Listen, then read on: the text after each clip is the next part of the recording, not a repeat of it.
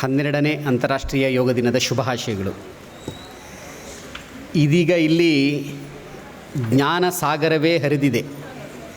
ಈಗ ಜ್ಞಾನ ಸಾಗರದ ಮಧ್ಯದಲ್ಲಿ ಯಾವ ಸಿಂಚನವನ್ನು ಸಿಂಪಡಿಸೋದಕ್ಕೆ ಸಾಧ್ಯ? ನ್ಯಾಯಾಧೀಶರು, ಅವರ ಅಭಿಮಾನಿಗಳಲ್ಲಿ ನಾನು ಕೂಡ ಒಬ್ಬ. ಬಹುಶಃ ಎಲ್ಲರೂ ಕೂಡ ಅವರ ಅಭಿಮಾನಿಗಳಾಗಿರ್ತೀರಿ.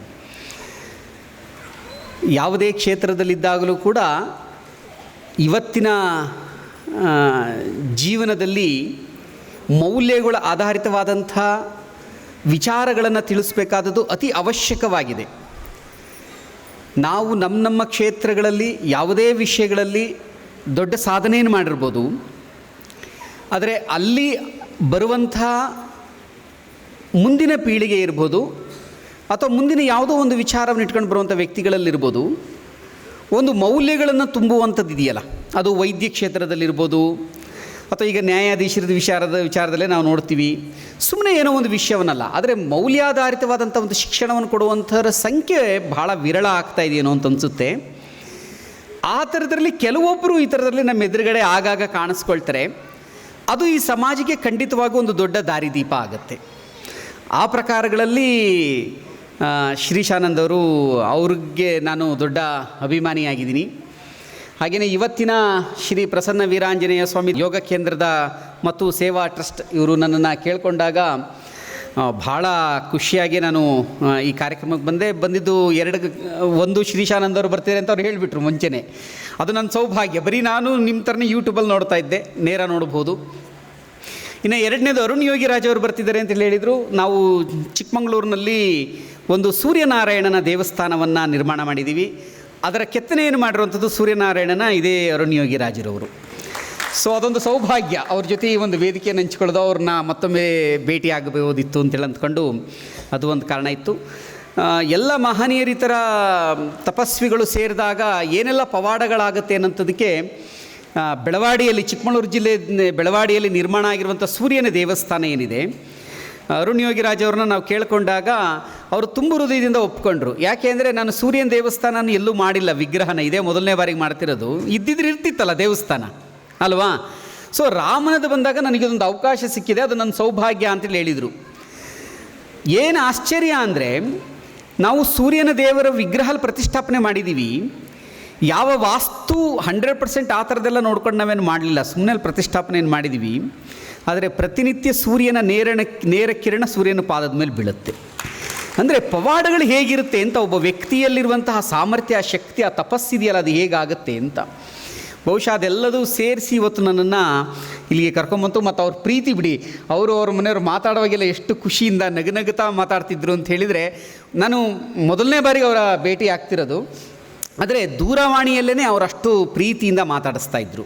ಸೊ ಆ ಪ್ರೀತಿ ಖಂಡಿತ ನನ್ನನ್ನು ಇಲ್ಲಿವರೆಗೆ ಕರ್ಕೊಂಡು ಬಂದಿದೆ. ಇವತ್ತು ಯೋಗಾಭ್ಯಾಸ ಇಡೀ ಜಗತ್ತಿನಾದ್ಯಂತ ನಡೀತಿತ್ತು. ತಮಗೆಲ್ಲರಿಗೂ ಕೂಡ ಗೊತ್ತಿರುವಂಥ ವಿಷಯ.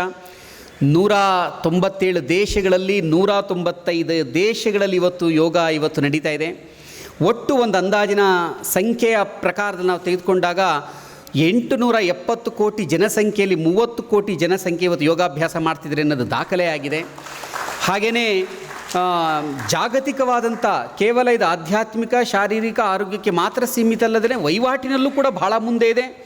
ಇಲ್ಲಿ ಇತ್ತೀಚಿನ ದಿನವರೆಗೂ, ಈ ವರ್ಷದವರೆಗೂ ಕೂಡ ಸುಮಾರು 6.5 ಲಕ್ಷ ಕೋಟಿ ಜಗತ್ತಿನಾದ್ಯಂತ ಯೋಗದಿಂದ ಆದಂಥ ವಹಿವಾಟು. ಇದು ಮುಂದಿನ 2030ಕ್ಕೆ 17 ಲಕ್ಷ ಕೋಟಿಯನ್ನು ತಲುಪುತ್ತೆ ಅಂತ ಒಂದು ಅಂದಾಜು ಮಾಡಲಾಗಿದೆ. ಇದು ಜಾಗತಿಕ ವಹಿವಾಟು ಅಂತ ನಾನು ಹೇಳ್ತಿರೋಂಥದ್ದು. ಇಷ್ಟು ಯೋಗ ಕೇವಲ ಶಾರೀರಿಕ ಮಾನಸಿಕ ಇಷ್ಟಕ್ಕೆ ಮಾತ್ರ ಅಲ್ಲದೇ ವಹಿವಾಟಿನಲ್ಲೂ ಕೂಡ ಇಷ್ಟೊಂದು ಮುಂದುವರೆದು ಹೋಗ್ತಾ ಇದೆ. ಇವತ್ತು ಜಗತ್ತನ್ನು ಆ ರೀತಿಯಲ್ಲಿ ತೆಗೆದುಕೊಂಡು ಹೋಗ್ತಾ ಇದೆ. ಆದರೆ ಒಂದು ಸ್ವಲ್ಪ ಎಚ್ಚರಿಕೆ ಇರಬೇಕು ಅಂತ ನನಗನ್ಸುತ್ತೆ. ಯಾಕೆ ಅಂತಂದರೆ, ಬಹುಶಃ ಹಿಂದಿನ ಒಂದು 10, 15, 20 ವರ್ಷಗಳ ಹಿಂದಿನ ಸಿನಿಮಾಗಳ ತಯಾರಿಕೆಗೂ ಈಗಿನ ಸಿನಿಮಾ ತಯಾರಿಕೆಗೂ ಭಾಳ ವ್ಯತ್ಯಾಸ ಆಗಿದೆ. ನೀವೆಲ್ಲ ಗಮನಿಸ್ತೀರಿ. ಹಿಂದಿನದರಲ್ಲಿ ಒಂದು ಆದರ್ಶಗಳಿತ್ತು, ಒಂದು ಗುಣಗಳಿರ್ತಿತ್ತು, ಒಂದು ತತ್ವಗಳಿರ್ತಿತ್ತು, ಒಂದು ನೀತಿಗಳಿರ್ತಿತ್ತು, ಒಂದು ನಿಯಮಗಳಿರ್ತಿತ್ತು. ಮನೆಯಲ್ಲಿ ಹೇಗೊಬ್ಬ ದೊಡ್ಡವನು ಹಿರಿಯನಾದಂಥವನು ಹೇಗಿರಬೇಕು ಕುಟುಂಬಕ್ಕೋಸ್ಕರ ಅನ್ನೋದಿರ್ತಿತ್ತು. ಇವತ್ತು ಯಾವ ಆದರ್ಶಗಳು ಕಾಣಿಸ್ತಾ ಇಲ್ಲ. ಯಾಕೆ ಆ ಆದರ್ಶಗಳು ಕಾಣಿಸ್ತಾ ಇಲ್ಲ ಅಂದರೆ, ಯಾರು ಆ ಸಿನಿಮಾವನ್ನು ಮೇಕಿಂಗ್ ಮಾಡ್ತಿದ್ದಾನಲ್ಲ ಅವನಲ್ಲಿ ಆ ಗುಣಗಳಿಲ್ಲ, ಆದರ್ಶಗಳಿಲ್ಲ. ಅವನಲ್ಲಿ ಇರೋದು ಬರೀ ಬಂಡವಾಳಶಾಹಿ. ತಾನು ಎಷ್ಟು ಕೋಟಿ ಹಾಕ್ತೀನಿ, ತಾನೆಷ್ಟು ಕೋಟಿ ಸಂಪಾದನೆ ಮಾಡ್ತೀನಿ, ಕೋಟಿಗಟ್ಟಲೆ ಯೋಚನೆ ಮಾಡ್ತಿದ್ದೇನೆ ವಿನ ಒಂದು ಸಂದೇಶವನ್ನೇನು ನಾನು ಸಮಾಜಕ್ಕೆ ಕೊಡ್ತಾ ಇದ್ದೀನಿ ಅನ್ನೋದು ಇವತ್ತು ಕಾಣಿಸ್ತಾ ಇಲ್ಲ. ಅದ್ರ ಪರಿಣಾಮ ಇವತ್ತು ಇಡೀ ಮಾಧ್ಯಮದಲ್ಲಿ ನಮಗೇನು ಕಾಣಿಸ್ತಾ ಇದೆ ಅಂತ ಗೊತ್ತಾಗ್ತಾ ಇದೆ. ಹಾಡುಗಳು, ಸಾಹಿತ್ಯಗಳು ಎಲ್ಲವೂ ಕೂಡ ಕಲುಷಿತ ಆಗಿದೆ. ಅದಕ್ಕೆ ಯೋಗವೂ ಹೊರತಲ್ಲ ಬಂಧುಗಳೇ, ಯೋಗವೂ ಹೊರತಲ್ಲ. ಇವತ್ತು ಈ ಥರದ ಅನೇಕ ಸಾಧಕರುಗಳು 10 ವರ್ಷಗಳ ಕಾಲ ಸ್ವತಃ ಸಾಧನೆಯನ್ನು ಮಾಡಿ, ನೀವೆಲ್ಲರೂ ಕೂಡ ಇದ್ದೀರಿ, ಸ್ವತಃ ಸಾಧನೆಯನ್ನು ಮಾಡಿ ಯೋಗ ಕ್ಷೇತ್ರದಲ್ಲಿ ನಿಂತು ಯೋಗವನ್ನು ಹೇಳ್ಕೊಡ್ತಿದ್ದೀರಿ. ಆದರೆ ನಿಮಗೆ ಗೊತ್ತಿರಲಿ, ಅನೇಕ ಸಂಸ್ಥೆಗಳಲ್ಲಿ ಅದರ ಸಂಸ್ಥಾಪಕ ಒಂದು ದಿನವೂ ಯೋಗ ಮಾಡಿರೋದಿಲ್ಲ. 100 ಕೋಟಿ ಇನ್ವೆಸ್ಟ್ ಮಾಡಿರ್ತಾನೆ, 100 ಜನನ ಕರೆದವನಿಗೆ ಯೋಗ ಶಿಕ್ಷಕ ಅಂತ ಬೇರೆ ಯಾರೋ ಬಂದು ತರಬೇತಿ ಕೊಡ್ತಾರೆ, ಅವನು ಯಾರೋ ಒಬ್ಬ ಯೋಗ ಹೇಳ್ಕೊಡ್ತಿದ್ದಾನೆ. ನಾನು ಕಣ್ಣಾರೆ ನೋಡಿದ್ದೀನಿ ಅನೇಕ ಈ ರೀತಿಯ ಒಂದು ಗರಡಿಯಿಂದ ಬಂದಂಥವರು, ಈ ರೀತಿಯ ಬಂಡವಾಳಶಾಹಿಗಳಿಂದ ತರಬೇತಿಯನ್ನು ತೆಗೆದುಕೊಂಡು ಬಂದಂಥವರು ಹೋಗಿ ಬಾರ್ಗಳಲ್ಲಿ, ಕ್ಲಬ್ಗಳಲ್ಲಿ ಕುತ್ಕೊಂಡು ಶಿಷ್ಯರ ಜೊತೆಯಲ್ಲಿ ಅವ್ರ ಪಾರ್ಟಿಗಳನ್ನು ಮಾಡ್ತಾರೆ. ಯಾವ ಮೌಲ್ಯ ಬಂತು? ಯಾವ ಮೌಲ್ಯವನ್ನು ಹೇಳಿಕೊಟ್ರು? ಯಾವ ಮೌಲ್ಯವನ್ನು ಕಲಿಸ್ಕೊಟ್ರು? ಸಿಗ್ತಾ ಇಲ್ಲ ಇವತ್ತು. ಹಿಂದಿನ ಕಾಲದಲ್ಲಿ ನಮ್ಮ ಮನೆಗಳಲ್ಲಾದರೂ ಒಂದು ಶಿಕ್ಷಣ ಸಿಗ್ತಿತ್ತು. ಮನೆಗಳಲ್ಲಿ ನಾವು ಬ್ಯುಸಿ ಆಗೋದ್ವಿ, ಸ್ಕೂಲ್ಗಳಲ್ಲಿ ಸಿಗುತ್ತೆ ಅಂತಿದ್ವಿ, ಸ್ಕೂಲ್ಗಳಲ್ಲೂ ಸಿಗ್ತಾ ಇಲ್ವೇ? ಕೊನೆಗಿರೋದು ಒಂದೇ ಒಂದು ದಾರಿ ಅಂದರೆ ನಮ್ಮ ಯೋಗ ಕ್ಲಾಸ್ಗಳು. ಯೋಗಕ್ಕೆ ಬನ್ನಿ ನೀವು, ಅಲ್ಲಿ ನಿಮಗೆ 4 ಬಹಳ ಪ್ರಮುಖವಾದ ಬಲಗಳನ್ನು ಕೊಡ್ತಾರೆ. ಈಗಾಗಲೇ ಶಿರೀಶಾನಂದ್ ಅವರು ಹೇಳೋಗಿದ್ದಾರೆ, ಶಾರೀರಿಕ ಬಲ, ಶರೀರ ಮಾಧ್ಯಮ ಕುಲಧರ್ಮ ಸದರ್ಮ ಆಗೇ ಆಗುತ್ತೆ, ಮನೋಬಲನೂ ಬರುತ್ತೆ, ದೈವಬಲನೂ ಬರುತ್ತೆ, ಗುರುಬಲನೂ ಬರುತ್ತೆ. ಸೊ ಇವೆಲ್ಲ ಬಲಗಳು ನಿಮಗೆ ಬೇಕು ಅಂದರೆ ಅದು ಏಕಮಾತ್ರ ಜಾಗ ಇರೋದು, ಅದು ಯೋಗ. ಯಾರು ನಿತ್ಯ ಯೋಗವನ್ನು, ಅಭ್ಯಾಸವನ್ನು ತನ್ನ ಜೀವನದಲ್ಲಿ ಅಳವಡಿಸ್ಕೊಳ್ತಾನೋ ಅವನು ಒಬ್ಬ ಒಳ್ಳೆಯ ವ್ಯಕ್ತಿತ್ವ ಆಗಿ ಅವನು ಪರಿವರ್ತನೆ ಆಗ್ತಾನೆ. ಸಮಾಜಕ್ಕೆ ಅವನು ಭಾಳ ಉಪಯೋಗ ಆಗುವಂಥ ವ್ಯಕ್ತಿ ಆಗ್ತಾನೆ. ಅಂಥ ನಿರ್ಮಾಣ ಆಗುವಂಥದ್ದು ನಮ್ಮ ಏನು ಒಂದು ಧಾರ್ಮಿಕ ಸಾಂಸ್ಕೃತಿಕವಾದಂಥ ಒಂದು ಯೋಗ ಶಿಕ್ಷಣವನ್ನು ನೀಡ್ತಿರೋ ಸಂಸ್ಥೆಗಳಿದೆಯಲ್ಲ, ಅಂಥ ಕಡೆ ಅಭ್ಯಾಸ ಮಾಡಿ. ನೀವು ಕೇವಲ ಸಣ್ಣ ಆಗೋದಕ್ಕೋಸ್ಕರನೋ, ಇನ್ನೇನೋ ಡಾಕ್ಟ್ರ್ ಹೇಳಿದ್ದಾರೆ ಅಂತನೋ, ಸ್ನೇಹಿತರು ಹೇಳಿದ್ದಾರೆ ಅಂತನೋ, ಸುಮ್ಮನೆ ಯಾವುದೋ ಒಂದು ವಿಷಯಕ್ಕೋಸ್ಕರ ಅಂತನೋ ಅಲ್ಲಿಗೆ ಹೋಗುವಂಥದ್ದಕ್ಕಲ್ಲ. ಯಾವ ಯೋಗ ಕೇಂದ್ರ ಎಷ್ಟು ವರ್ಷದ ಹಿಂದೆ ಅವನು ಅಭ್ಯಾಸ ಮಾಡಿದ್ದಾನೆ, ನಿರಂತರ ಅವನು ಸಾಧನೆಯಲ್ಲಿ ಅದನ್ನು ತೊಡಗಿಸ್ಕೊಂಡಿದ್ದಾನ, ಇದನ್ನು ಮೊದಲು ಅರ್ಥವನ್ನು ಮಾಡ್ಕೊಳ್ಳಿ. ಅರ್ಥ ಮಾಡ್ಕೊಳ್ಳೋದ್ರಲ್ಲಿ ಸುಮ್ಮನೆ ಹೋಗಬೇಡಿ. ಇವತ್ತು ಆ ಥರದ್ದು ಬೇಕಾದಷ್ಟಾಗಿದೆ, ದಾರಿ ಇದೆ. ಬಹುಶಃ ಇವರು ಈಗ 95ರಲ್ಲಿ ಶುರುವಾದಾಗ ಏನೂ ಇರಲಿಲ್ಲ. ಬಹುಶಃ ರಾಜಾಜಿನಗರದಲ್ಲಿ 2-3 ಯೋಗ ಸೆಂಟ್ರ್ ಇತ್ತು ಅಂತ ಅನಿಸುತ್ತೆ. ಇವತ್ತಿಷ್ಟಿದೆ. ರಾಜಾಜಿನಗರದ ಒಂದರಲ್ಲಿ 2,500-3 ಸಾವಿರ ಸಿಗುತ್ತೆ ನಿಮಗೆ. ದಾರಿ ಮನೆಗಳಲ್ಲಿ ಆಗೋಗಿದೆ. ಒಳ್ಳೆಯದು, ಆದ್ರೆ ಒಳ್ಳೆ ಥರದಲ್ಲಿ ಆಗಬೇಕು ಅಂತ ಹೇಳ್ತಾ ಇರೋದು. ಯೋಗ ಕೇಂದ್ರಗಳು ಆಗೋದು ಕೇಳ್ತಲ್ಲ, ಒಳ್ಳೆಯದು, ಆದರೂ ಒಳ್ಳೆ ಥರದಲ್ಲಿ ಆಗಬೇಕು, ಒಳ್ಳೆ ಸಂದೇಶಗಳನ್ನು ನೀಡುವಂಥದ್ದಾಗಬೇಕು.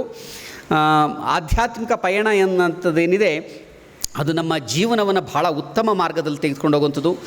ಇವತ್ತು ನೀವು ಪೇಪರು, ನ್ಯೂಸು, ಮೊಬೈಲನ್ನು ಮುಟ್ಟಕ್ಕಾಗ್ತಾ ಇಲ್ಲ. ಅಪ್ಪನ್ನ ಮಗ ಕೊಲ್ತಾಯೇನೆ, ಮಗನ ಮಕ್ಕಳ ತಂದೆ ತಾಯಿ ಒಬ್ರನ್ನೊಬ್ಬರು ಕಂಡ್ರಾಗೋದಿಲ್ಲ, ಹತ್ಯೆಗಳು, ಎಷ್ಟು ವಿಕಾರವಾದ ಮನಸ್ಥಿತಿನಲ್ಲಿ ಇವತ್ತು ಸಮಾಜ ಹೋಗ್ತಾ ಇದೆ ಅಂದರೆ ಅದೆಲ್ಲದಕ್ಕೂ ಏನಾದರೂ ನಿಜವಾಗಲೂ ಒಂದು ಮದ್ದಿದೆ ಅಂತಂದರೆ ಅದು ಯೋಗ ಮತ್ತು ಭಾರತೀಯ ಯಾವುದೇ ವಿದ್ಯೆಗಳು. ನೀವು ಆಯುರ್ವೇದ ತಗೊಳ್ಳಿ, ನೃತ್ಯ ತಗೊಳ್ಳಿ, ಭರತನಾಟ್ಯ ತಗೊಳ್ಳಿ, ಸಂಗೀತ ತಗೊಳ್ಳಿ, ಯೋಗ ತಗೊಳ್ಳಿ, ಈ ಯಾವ ವಿದ್ಯೆಗಳಲ್ಲೂ ಮಕ್ಕಳುಗಳಲ್ಲಿ ಅಡ್ಡದಾರಿಗೆ ಹೋಗುವ ಪ್ರಮಾಣ ಅತೀ ವಿರಳ ಅಂತ ಹೇಳ್ಬೋದು. ಅತಿ ವಿರಳ. ಹಾಗಾಗಿ ನಿಮ್ಮ ಮಕ್ಕಳುಗಳನ್ನು ನಮ್ಮ ಭಾರತೀಯ ವಿದ್ಯಾದಂಥ ಯೋಗಕ್ಕೆ ಕಳಿಸಿ, ಸಂಗೀತಕ್ಕೆ ಕಳಿಸಿ, ನೃತ್ಯಕ್ಕೆ ಕಳಿಸಿ, ಈ ಥರ ಭಾರತೀಯ ಯಾವುದೇ ಒಳ್ಳೆಯ ವಿದ್ಯೆಗಳಿಗೆ ಕಳಿಸೋದ್ರ ಮೂಲಕ ಅವರ ಬದುಕನ್ನು ಸುಂದರಗೊಳಿಸಿ ಅಂತ ಹೇಳ್ತಾ, ಮುಂದಿನ ಪೀಳಿಗೆಗೆ ನಾವೇ ಒಂದು ಮಾರ್ಗದರ್ಶಿಗಳಾಗಬೇಕು. ಆ ದಿಕ್ಕಿನಲ್ಲಿ ನೀವೆಲ್ಲರೂ ಕೂಡ ನಡ್ಕೊಳ್ಳಿ. ನಾವು ಕೂಡ ಅದ್ರ ಜೊತೆಯಲ್ಲಿ ನಾವೆಲ್ಲರೂ ಕೂಡ ಇರ್ತೀವಿ. ಹಾಗೆ ಈಗಾಗಲೇ ನಾನು ಚಿಕ್ಕಮಗಳೂರದ್ದು ಹೇಳಿದ್ದೀನಿ, ಬೆಳವಾಡಿಯಲ್ಲಿ ಒಂದು ಸೂರ್ಯನಾರಾಯಣ ದೇವಸ್ಥಾನ ಆಗಿದೆ. ಕರ್ನಾಟಕದಲ್ಲಿ ಭಾಳ ವಿಶೇಷವಾದ ದೇವಸ್ಥಾನ. ಒಂದು ಗೋಶಾಲೆ ದೇವಸ್ಥಾನ ಥರದಲ್ಲಿ ಮಾಡಿದ್ದೀವಿ. ಒಂದು 100 ಜನ ಅಲ್ಲೇ ಬಂದು ಇದ್ದು ಯೋಗ ಕಲಿಯೋದಕ್ಕೆ ಒಂದು ಆಧ್ಯಾತ್ಮಿಕ ಕೇಂದ್ರ. ಇನ್ನೊಂದು ಪ್ರಸನ್ನ ಆಂಜನೇಯ, ಇದು ಕೇಳಿದಾಗ ಭಾಳ ಖುಷಿಯಾಗಿ ಇನ್ನೊಂದು ಬಂದಿದ್ದೇನೆಂದರೆ ಅಲ್ಲಿ ಒಂದು ಹನುಮಾನ್ ಧ್ಯಾನ ಮಂದಿರ ಮಾಡ್ತಿದ್ದೀವಿ. 100 ಜನ ಕೆಳಗಡೆ ಕೂತ್ಕೊಂಡು ಧ್ಯಾನ ಮಾಡೋ ಥರ. ಕೆಳಗಡೆ ಗುಹೆ ಇರುತ್ತೆ, ಮೇಲ್ಗಡೆ 37 ಅಡಿದು ಹನುಮಂತನ ವಿಗ್ರಹ ಬರ್ತಾಯಿದೆ. ಇದು ಒಂದು ರೀತಿ ಸಮಾಜ ಸೇವೆ ಅಂತ ಮಾಡ್ತಿರೋಂಥದ್ದು. ನಾವೆಲ್ಲ ಒಂದು ಟ್ರಸ್ಟ್ ಮಾಡಿ ಆ ಟ್ರಸ್ಟ್ ಅಂಡರ್ನಲ್ಲಿ. ಸೊ ತಾವೆಲ್ಲರೂ ಕೂಡ ಅದನ್ನು ಸದುಪಯೋಗಪಡಿಸ್ಕೊಳ್ಳಿ. ಹಳೇಬೀಡಿನಿಂದ ಕೇವಲ ಒಂದು 7-8 ಕಿಲೋಮೀಟರ್ ಆಗುತ್ತೆ. ಬೆಳವಾಡಿ ಅಂತ ಊರ ಹೆಸರು. ತುಂಬ ಹೃದಯದ ಧನ್ಯವಾದಗಳು ಸರ್. ನಿಮ್ಮ ಸೇವೆ ಹೀಗೆ ಮುಂದುವರಿತಿರಲಿ. ನಿಮ್ಮ ಜೊತೆ ನಾವು ಸದಾ ಇರ್ತೀವಿ, ನಮ್ಮ ಜೊತೆ ನೀವು ಕೂಡ ಸದಾ ಇರಿ. ಇಲ್ಲಿ ಕರೆಸಿ ಸನ್ಮಾನ ಮಾಡಿದ್ದಕ್ಕೆ ತಮಗೆ ತುಂಬ ಹೃದಯದ ಧನ್ಯವಾದಗಳು. ನನ್ನ ಮಾತನ್ನು ಕೇಳಿಸ್ಕೊಂಡಂಥ ತಮ್ಮೆಲ್ಲರಿಗೂ ಕೂಡ ತುಂಬ ಹೃದಯದ ಧನ್ಯವಾದಗಳು. ನನ್ನ ಮಾತಿಗೆ ವಿರಾಮ ಹೇಳ್ತೀನಿ. ಧನ್ಯವಾದ. ವಿರೂಪಾಕ್ಷ ಬೆಳವಾಡಿ ಅವ್ರದ್ದು. ಅವರು ಇಷ್ಟೆಲ್ಲ ಮಾಡ್ತಿದ್ದಾರಲ್ಲ, ಒಂದು ಧ್ಯಾನ ಮಂದಿರ, ಸೂರ್ಯನ ದೇವಸ್ಥಾನ, ಗೋ ಶಾಲೆ, ಹಾಗೆ ಸಾಕಷ್ಟು ಸಮಾಜ ಸೇವೆಗಳು ಮಾಡ್ತಿದ್ದಾರಲ್ಲ, ಅವರು ಒಂದು ವಿಚಾರ ತಿಳ್ಕೊಳ್ಳಿ, ಅವರದ್ದೇ ಜಾಗ 3 ಎಕರೆಗಿಂತ ಜಾಸ್ತಿ ಇರೋ ಜಾಗವನ್ನು ಕೊಟ್ಟುಬಿಟ್ಟು ಅದನ್ನೆಲ್ಲ ಅವರದ್ದೇ ವೈಯಕ್ತಿಕವಾಗಿ ಮಾಡಿಸ್ತಾಯಿದ್ದಾರೆ. ಅದು ಭಾಳ ಶ್ಲಾಘನೀಯ, ದೊಡ್ಡ ಕೆಲಸದ. ಅವರ ವೈಯಕ್ತಿಕ ಭೂಮಿಯನ್ನು ಅದಕ್ಕಾಗಿ ಮುಡಿಪಾಗಿ ಮಾಡ್ತಿದ್ದೀರಾ, ಭಾಳ ದೊಡ್ಡ ಕೆಲಸ. ಧನ್ಯವಾದಗಳು. ಸ್ನೇಹಿತರೆ, ವಿರೂಪಾಕ್ಷ ಬೆಳವಾಡಿಯವರ ಮಾತುಗಳನ್ನು ಕೇಳಿದ್ರಿ, ಎಷ್ಟು ಅರ್ಥಗರ್ಭಿತವಾಗಿ ಹೇಳಿದರು ನೋಡಿ. ಅವರು ನಾನು ಆಗಲೇ ಹೇಳಿದ ಹಾಗೆ ಅವರು ಅನೇಕ ಪುಸ್ತಕಗಳನ್ನು ಬರೆದಿದ್ದಾರೆ. ಒಂದು ಪುಸ್ತಕ ನಾನು ನೋಡಿದೆ, ನಾನು ತಗೊಂಡೆ, ಅದನ್ನು ನಾನು ಅಭ್ಯಾಸ ಮಾಡ್ತಾ ಇದ್ದೀನಿ. ಏನು ಅಂತಂದರೆ ಅದು ಸಾಧನಗಳೊಂದಿಗೆ ಯೋಗ ಸಾಧನೆ ಅನ್ನೋ ಒಂದು ಪುಸ್ತಕ. ತುಂಬ ಚೆನ್ನಾಗಿದೆ. ನಮ್ಮ ದಿನನಿತ್ಯದ ಇದರಲ್ಲಿ ನಮಗೆ ಸಿಕ್ಕುವಂತಹ ಒಂದು ಪದಾರ್ಥಗಳು, ಒಂದು ಕೋಲಿರ್ಬೋದು, ಒಂದು ಹಗ್ಗ ಇರಬಹುದು, ಅಥವಾ ಮನೆಯಲ್ಲಿ ಗೋಡೆ, ಪಿಲ್ಲರು, ಕಿಟಕಿ, ಬಾಗಿಲು ಯಾವುದಿದ್ರೂ ಅದರಲ್ಲೇ ನಾವು ಉಪಯೋಗವನ್ನು ಪಡ್ಕೊಂಡು ಯೋಗ ಮಾಡುವಂತಹದ್ದು ನೋಡಿ. ಪ್ರತಿಯೊಂದಕ್ಕೂ ಅವರು ತುಂಬ ಚೆನ್ನಾಗಿ ವಿಶ್ಲೇಷಣೆ ಮಾಡಿದ್ದಾರೆ. ಏನು ಅದರಿಂದ ಪರಿಣಾಮ ಏನಾಗುತ್ತೆ ಅನ್ನೋದು ಸಹ ಬಹಳ ಸೊಗಸಾಗಿ ಅವರು ಬರೆದಿದ್ದಾರೆ. ಅವರಿಗೆ ಅನಂತ ವಂದನೆಗಳು ಸರ್. ಹಾಗೆಯೇ ನಿಜ, ಅವರು ಹೇಳಿದ್ದು ಏನು ಹೇಳಿದರು ಅಂತಂದರೆ, ಮನೋವ್ಯಾಕುಲತೆ ಇರುವಾಗ ಯೋಗದ ಬಗ್ಗೆ ಅವರು ಕಲಿಸಿದ್ರೆ ಅದು ಹೋಗುತ್ತೆ, ಯೋಗದ ಕಡೆ ನಮ್ಮ ಮನಸ್ಸು ಬರುತ್ತೆ, ಚಿತ್ತ ಬರುತ್ತೆ ಅಂತ ಹೇಳಿದರು. ನನಗೆ ಯಾರೋ ಒಬ್ಬರು ಹೀಗೆ ತಿಳಿಸಿದ್ರು, ಅವರಿಗೆ ಮದ್ಯದ ವ್ಯಸನ ಜಾಸ್ತಿ ಆಗಿತ್ತು. ಆಗ ಏನು ಮಾಡಿದ್ರು, ಯಾರೋ ಹೀಗೆ ಹಿರಿಯರು ಯಾರೋ ಒಬ್ಬರು ಬಂದಿದ್ದೇನೆ, ಅವ್ರನ್ನ ಯೋಗದ ಕಡೆಗೆ ಸ್ವಲ್ಪ ಗಮನವನ್ನು ಹರಿಸಿದ್ರು. ಮತ್ತು ಚೆನ್ನಾಗಿ ಮಾಡ್ತಿದ್ರೋ ಇಲ್ವೋ ಗೊತ್ತಿಲ್ಲ, ನೀನು ಚೆನ್ನಾಗಿ ಮಾಡ್ತೀಯ, ತುಂಬ ಚೆನ್ನಾಗಿ ಮಾಡ್ತೀಯ ಅಂತ ಹೇಳಿದ್ದಕ್ಕೆ ಅವ್ರಿಗೆ ಅದ್ರ ಬಗ್ಗೆ ತುಂಬ ಆಸಕ್ತಿ ಹುಟ್ಕೊಂಡು ಅವರು ಯೋಗದ ಬಗ್ಗೆ ಅತಿ ಪ್ರವೀಣರಾಗಿ ತಮ್ಮ ವ್ಯಸನದ ಬಗ್ಗೆ ಎಲ್ಲ ಮರೆತು, ಅದನ್ನು ಸಂಪೂರ್ಣವಾಗಿ ಮರೆತು ಈಗ ಒಳ್ಳೆಯ ವ್ಯಕ್ತಿ ಆಗಿದ್ದಾರೆ ಅಂತಲೂ ಸಮಾಜದಲ್ಲಿ ಆ ಥರದ ನಿದರ್ಶನಗಳು ಇದೆ ಅಂತಲೂ ಗೊತ್ತಾಯಿತು. ಹಾಗಾಗಿ ಯೋಗದಲ್ಲಿ ಯಾವುದೇ ಒಂದು ಕಾಯಿಲೆ ತಗೊಂಡ್ರೆ ಅದಕ್ಕೆ ಔಷಧಿ ಇದ್ದೇ ಇದೆ. ಯೋಗದಲ್ಲಿ ಜಾಸ್ತಿ BP ಇದೆಯಾ, ಒಂದು ಆಸನ, BP ಕಡಿಮೆ ಇದೆಯಾ, ಮತ್ತೊಂದು ಆಸನ, ಡಯಾಬಿಟಿಕ್ ಇದೆಯಾ, ಅದಕ್ಕೂ ಆಸನ, ಎಪಿಲಿಪ್ಸಿ ಇದೆಯಾ, ಅದಕ್ಕೂ ಆಸನ, ಎಲ್ಲದಕ್ಕೂ ಆಸನ. ಯೋಗಾಸನಗಳಲ್ಲಿ ಮದ್ದು ಇದ್ದೇ ಇದೆ ಅಂತ ಅನೇಕ ಋಷಿ ಮೂಲಗಳಿಂದ ಹೇಳಿದ್ದಾರೆ. ಹಾಗೆಯೇ ಅದನ್ನು ನಾವು ಮುಂದುವರಿಸ್ಕೊಂಡು ಹೋಗ್ತಾ ಪತಂಜಲಿ ಮುನಿಗಳು ಸಹ ಹೇಳಿದ್ದಾರೆ ಅದರ ಬಗ್ಗೆ.